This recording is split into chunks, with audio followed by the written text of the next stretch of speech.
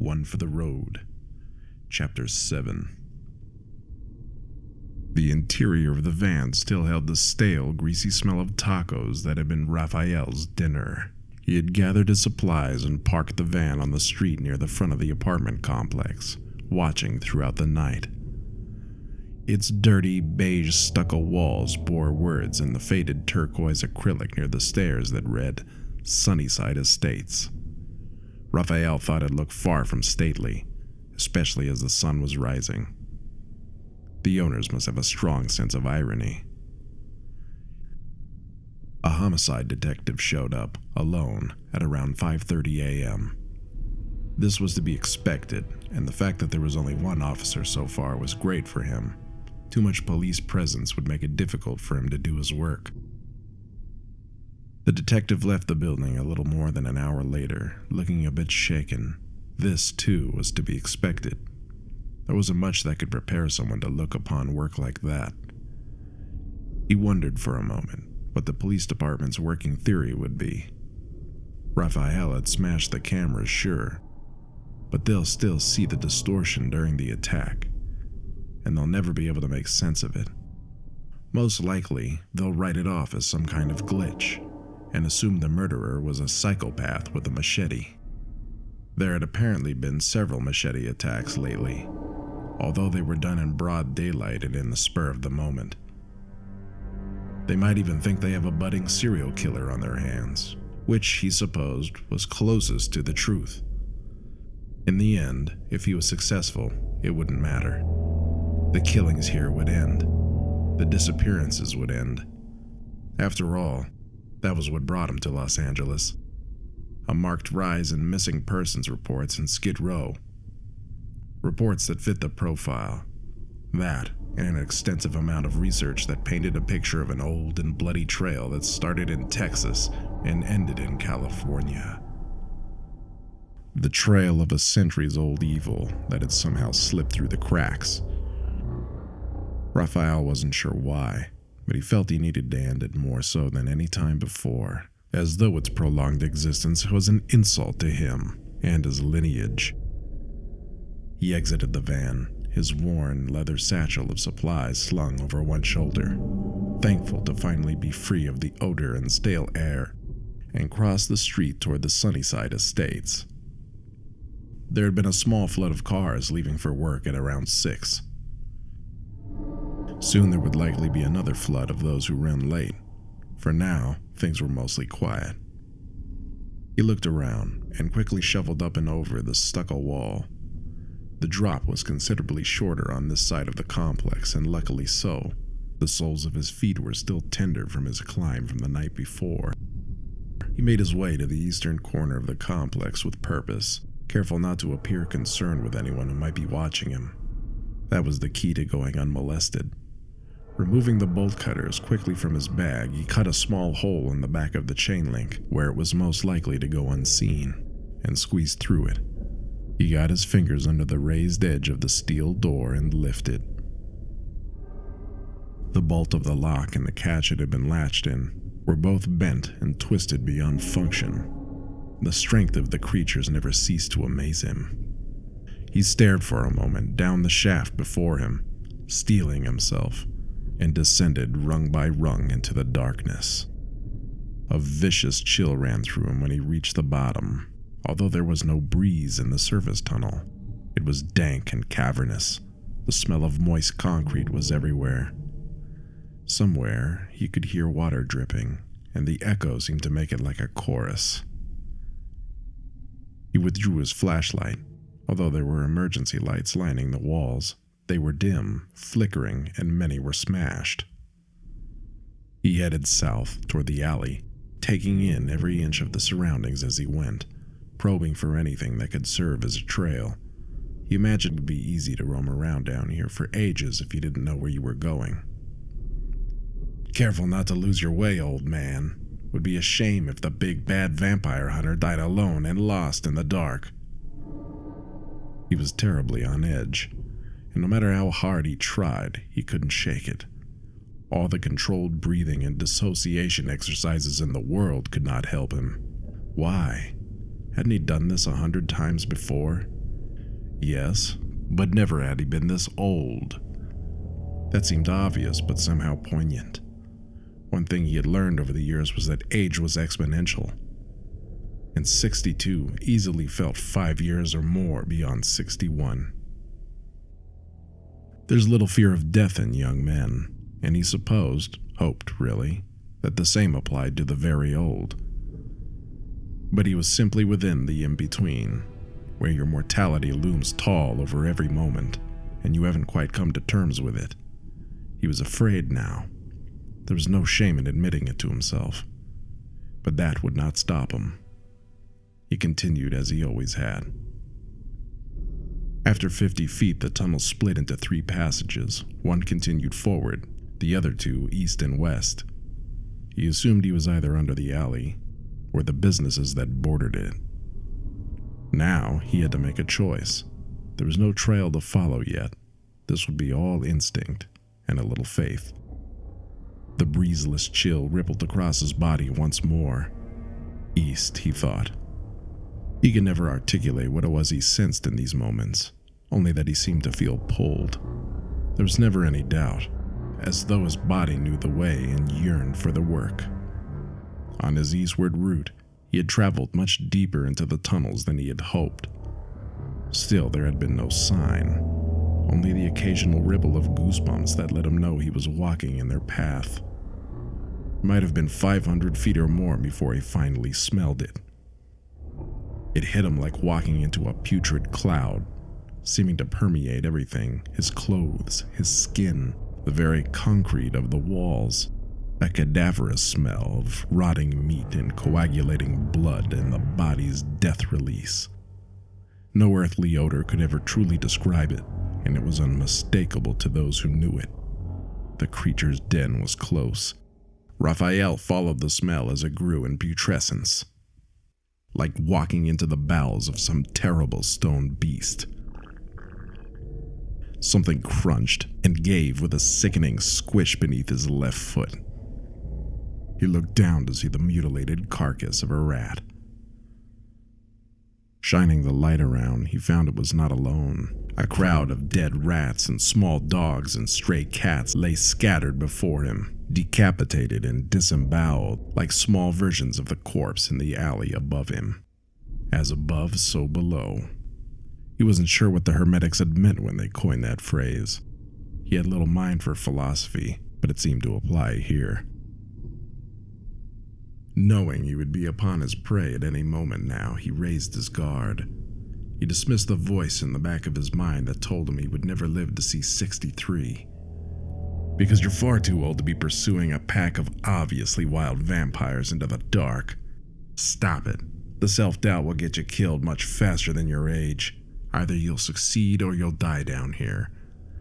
That was his duty, his compulsion. He scanned the walls with his flashlight, slowing his pace to not step on any more bodies. When he saw it, the thin crack in the concrete walls.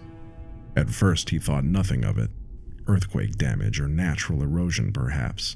Then he noticed the light was shining on open air, a passage. The crack seemed to bellow the death smell like a terrible mouth as he approached it. It was tight, but he would be able to squeeze through it sideways easily enough. He withdrew the stake and mallet from his bag.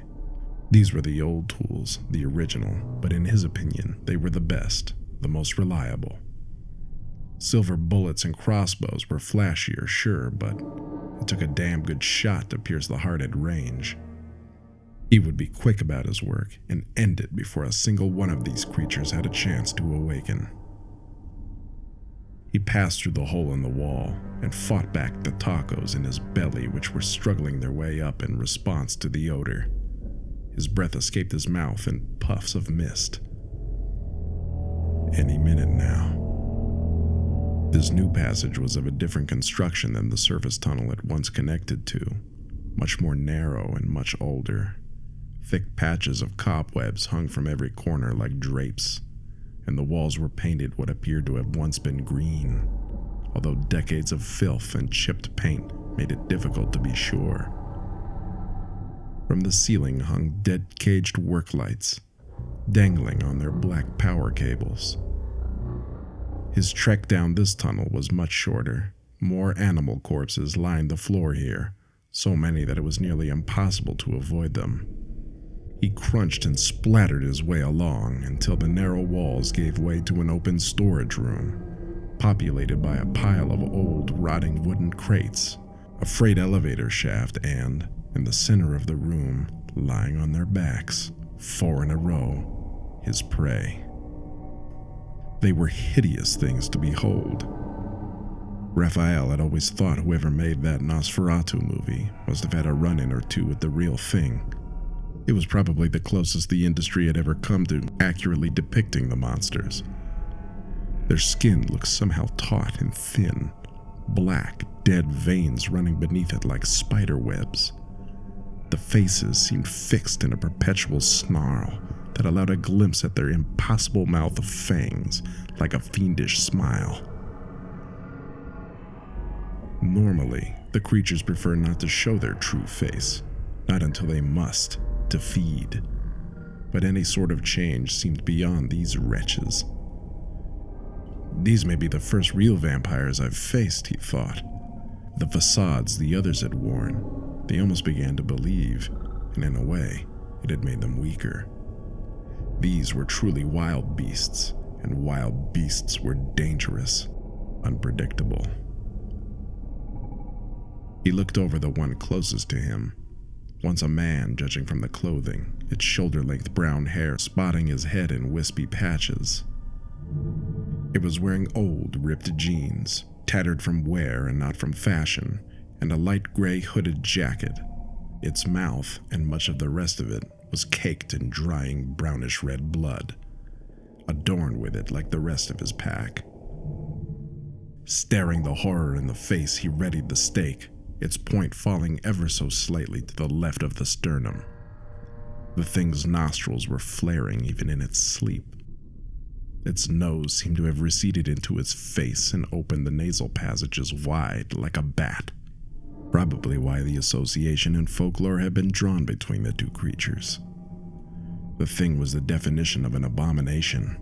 No matter how many times he had confronted them, that thought always pervaded. His stomach churned uneasily, every muscle in his body tensed, and his jaw clenched so hard his teeth felt as though they might shatter. His fingers and face were numb with cold.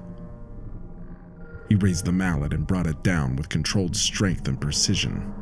The stake penetrated with a dry crack, and the thick black blood immediately began to blossom from around it. The creature's eyes shot open and its terrible bloody irises fixated on him with abject hatred. Its mouth opened. It snapped out at him wildly, and in the moment before it finally expired, released a guttural death scream that reverberated off the walls into Raphael's very core. He had never heard one quite like it. His instinct served him without thought. Before he could comprehend why, he'd already removed the UV flashlight from his satchel and flicked it on. The other 3 horrors in the room were up now, and within seconds were screaming with livid rage. He darted backward down the hall, keeping the purple glow of the UV light on the pack. Patches of blood glowing white-hot across their bodies and the floor. The light would bring them agonizing discomfort, but it was far from enough to incapacitate them. They scattered forward side to side and up the walls on all fours, seeking purchase from the light, screaming and gnashing their teeth madly just to escape it. They're starved, terribly so. That's why they slept so lightly. They still aren't sated. Raphael was certain he'd die here. He was foolish. He should have brought the shotgun loaded with silver pellets in its shells. After what felt like miles, he bumped clumsily into the wall and felt for the crevice with his back and squeezed through it carelessly, scraping his shoulders and losing his hat in the process, although he didn't notice. Then, the UV flashlight dropped from his hands. He could never say whether it was instinct or elderly clumsiness. He would try to tell himself it was the former, but he was sure that was wrong. It fell to the ground in slow motion. The sound of it clattering on the floor nearly stopped his heart. But it somehow survived the tumble, and through sheer luck landed at an angle that kept the small crack to hell squarely in its beam. He didn't stay long enough to watch them skitter and scramble, didn't wait for their hunger to overcome their fear. He moved through the service tunnel at a full sprint. For a moment, it was as though all the years had fallen away, his body forgotten its age, and he was once more the great Rafael Velas in his prime. He had never seen a sight so blessed as the ray of sunlight shining down into the service tunnel through the open access door above. It bathed the ladder in its radiance. It offered him salvation. He had not turned around once during his flight back through the tunnels. He never knew if the creatures had gathered the courage to pursue him through the bulwark of UV light. He assumed they had not, thinking he couldn't outrun them, even propelled by the specter of death as he had just been. Once on the surface, he was free again to berate himself.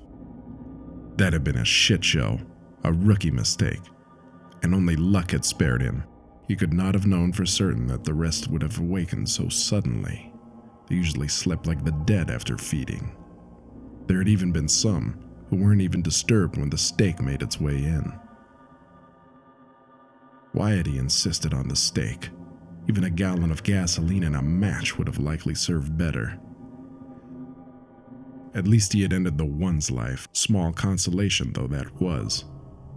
He would need to return tomorrow, and much more well-equipped. Thoughts of another mutilated corpse turning up tonight filled him with guilt and dread. But the things would be awake and waiting for him for the rest of today.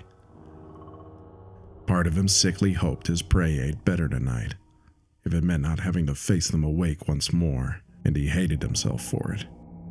The brisk October breeze blew over him and chilled the sweat that still rested all over his body. His heart still thundered in his chest, and the air was cold and sharp in his lungs. The walk back to the van was a long and uncomfortable one. He found himself thinking of past hunts. There had been other blunders and failures, but this one struck him deeply, as though the world itself had conspired to put the feeble old man in his place. This may be my final hunt, he thought. The inside of the van was still permeated by the grease smell, but it was lovely when compared to the odor that seeped from the crack in that wall. The walk back to the van had served to exorcise the shame and self-loathing from him for a time and clear his head. In the driver's seat, he was free to play the incident over in his head, to comb for details he missed in the moment and determine his next plan of attack. His mind kept lingering on one fixture in that room, the vacant elevator shaft. Where did it lead? And why was it connected to what was apparently a decommissioned utility tunnel? He could sense things were somehow unraveling, and thought his understanding of the situation was pitiful. None of those creatures had been the ones who brought him here, and he wondered if his quarry was responsible for their turning. Something told him not. And if that were the case, his initial fear at the discovery of the body last night had been well-founded. It looked like he was dealing with a whole hive of vampires. There was no telling how many populated the rest of those tunnels. And then there was the elevator shaft. He pulled his cell phone from his pocket, almost without thinking, and opened the health app. There you could find a GPS-guided map of the path your phone had recently traveled, for people to share screenshots of the route they've hiked or jogged. He opened the map and scrolled along the blue trail that marked his journey. It didn't exactly follow the streets above the tunnels, but he was certain that where it ended was all that mattered, and upon seeing the name of the business that accompanied a small orange pin on the map, he knew he was right. Castle Carlisle. Could the one he was chasing really be so arrogant as to plaster its birth name across a hotel? He knew it was so. They loved to mock, to live amongst humans and go undetected. He supposed it was one of the few thrills left to them. Plus, those that hunt their kind were now few and far between, either dead or retired, thinking they were extinct or near it. Industrialization and urbanization had aided his predecessors in the hunt, but it would seem they had aided their more clever adversaries equally so, had given them a cloak much more effective than simple darkness. He pulled the van away from the curb and pointed it southeast. He would watch the Castle Carlisle today and see what more he could suss out from the outside, although he didn't think it could be much. No, he was almost certain that he would have to work his way from the bottom up. Now that his nerves and his roiling belly had settled, he found that he was famished. He would find somewhere to get a decent breakfast burrito and a cup of coffee, and then he would watch.